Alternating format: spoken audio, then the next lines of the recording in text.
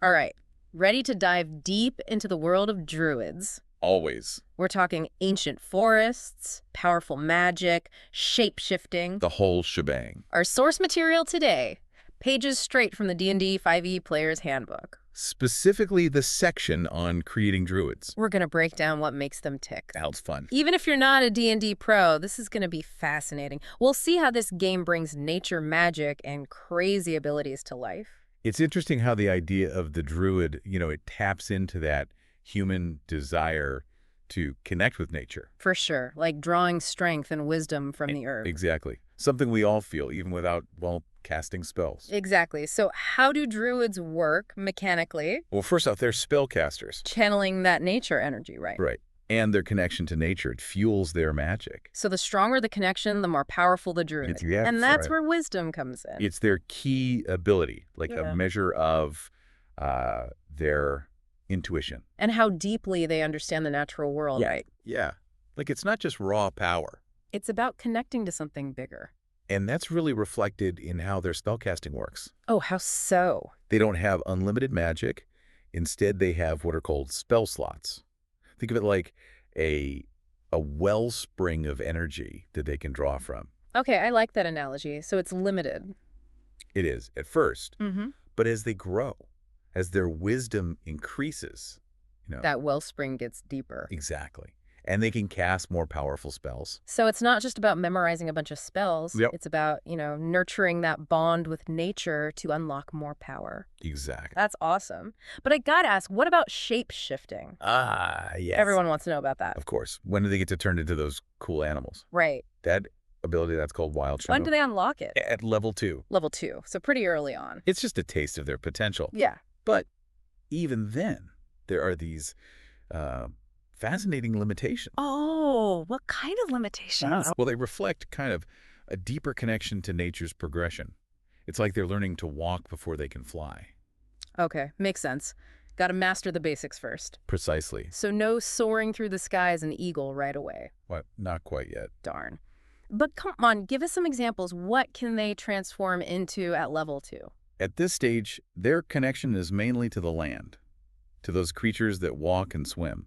They can transform into beasts with a challenge rating of 1 or lower. Challenge rating. It's essentially a way to gauge how tough a creature is. Okay, so at this early level... They're sticking to the ground. So, what kinds of creatures are we talking? Think like a badger digging into the earth, or a wolf moving silently through the forest.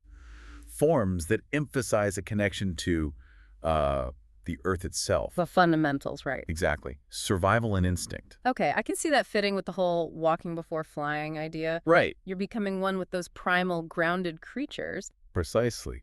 But wait, what about a spider? I read that those are an option too, right? Ah, the spider.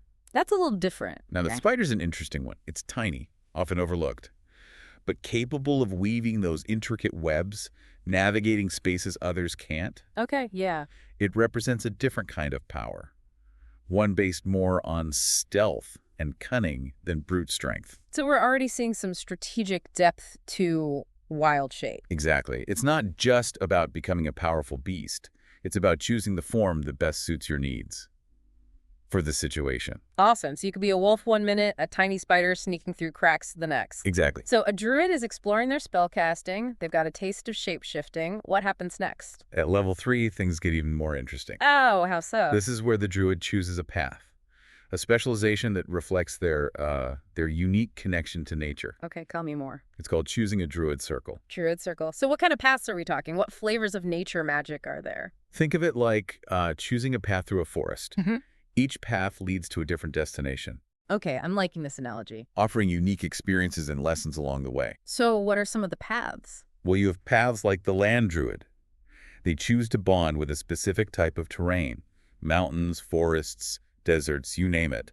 They draw power from its essence. Cool. So their magic becomes intertwined with that landscape. Exactly. It reflects its strengths, its nuances. So like a land druid in a forest might be able to command the trees. That's the idea.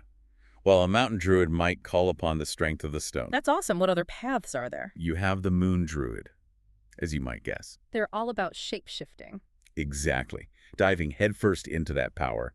Their connection to the cycles of the moon grants them a deeper understanding of transformation. So they can access even more powerful animal forms than other druids. That's right.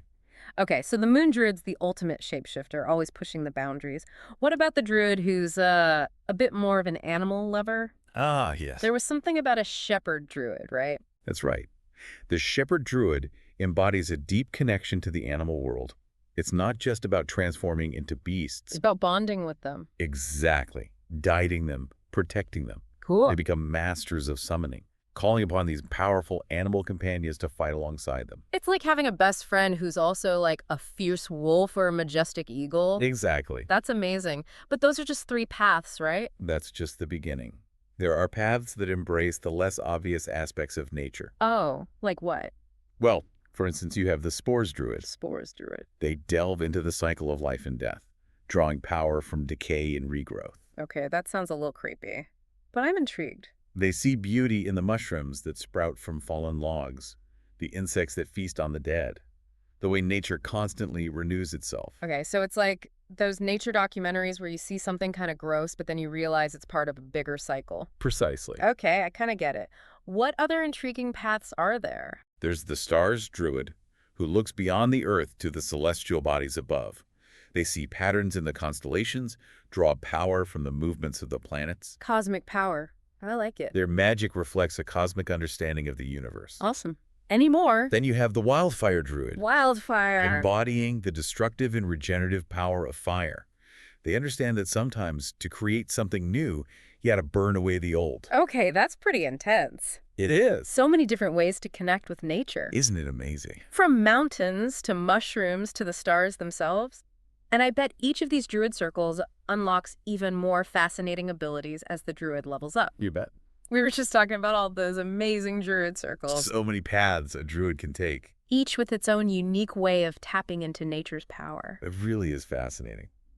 Makes you want to create a druid character, huh? Definitely makes me want to try them all. But before you go making a dozen characters, let's dig a little deeper Yeah, good idea. into some of those core abilities, Hmm. like wild shape. We talked about the animals they can transform into at those early levels. Right, but there's a lot more to uncover about how it actually works. It's one thing to say you turn into a wolf, Right. but I'm curious about, like, what's it actually like to experience that? Imagine feeling your human form melt away. Your senses sharpen as you embody the creature you've chosen. Okay, yeah. Maybe your vision adjusts so you can see in the dark. Hearing becomes acute. You just instinctively understand the movements and capabilities of your animal form. Whoa, that's so cool. Isn't it? It's like you're not just wearing a costume. Right. You're like inhabiting the essence of the animal itself. Exactly. But what happens if you get hurt while in animal form? Ah, good question. It's a dangerous world out there, even for a wolf or a bear. Well, that's where temporary hit points come in. See, when you wild shape, your animal form, it has its own vitality. Separate from your human self. Exactly, like a protective layer, Yeah. absorbing blows, shielding your true essence. So it's like the animal form takes the damage to keep the druid safe. You got it. That's pretty clever. But what happens if that protective layer runs out? If the Yeah. animal form is, pushed too far? Then the magical wild shape fades and you shift back Mm-hmm. to your human form. Okay. And here's the fascinating part. Any excess damage, it doesn't carry over to your regular hit points. Really? It's as if the animal form, it sacrifices itself to preserve you, your true self. So, wait, let me get this straight. Let's say I'm a druid in wolf form, and I get, I don't know, mauled by a bear. But I manage to shift back before the wolf is totally destroyed. I could potentially walk away unharmed. Exactly. It's a testament to the druids' resilience, their ability to draw upon nature's power, to protect themselves. Oh, wow. But it also highlights the connection between the druid and their animal forms. Yeah, for sure. It's not just a fleeting transformation. It's a partnership A shared experience. of life and death. Wow, that adds a whole new layer to wild shape. It's not just a cool combat tactic. It's like a testament to that bond between the druid and the natural world. I like how you put that. But what happens to the animal form itself? When the druid shifts back, does it just, like, vanish? Poof. Think of it as returning to the wellspring of nature's energy. The physical form dissolves, but the essence, the spirit, It flows back into the natural world. So it's not like the animal's truly harmed. Right. It's more like returning to a state of potential. Yes, waiting to be called upon again when needed. Okay, that's actually quite beautiful. It is, isn't it? And it reinforces that idea that a druid's power, it's not about, dominance or control over nature. It's about harmony. Exactly. A harmonious dance with its energies. Speaking of harnessing those energies, we talked about spellcasting before, right? Right. How a druid's spell slots are like a wellspring, getting deeper as their wisdom grows. But they don't have access to every spell all at once, right? That's correct. Even with a deep wellspring, they need to choose which waters to draw from.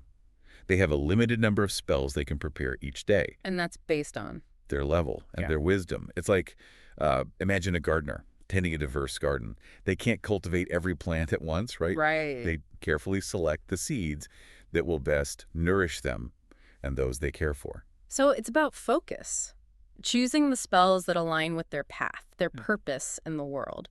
But as a druid gains experience, their connection to nature deepens.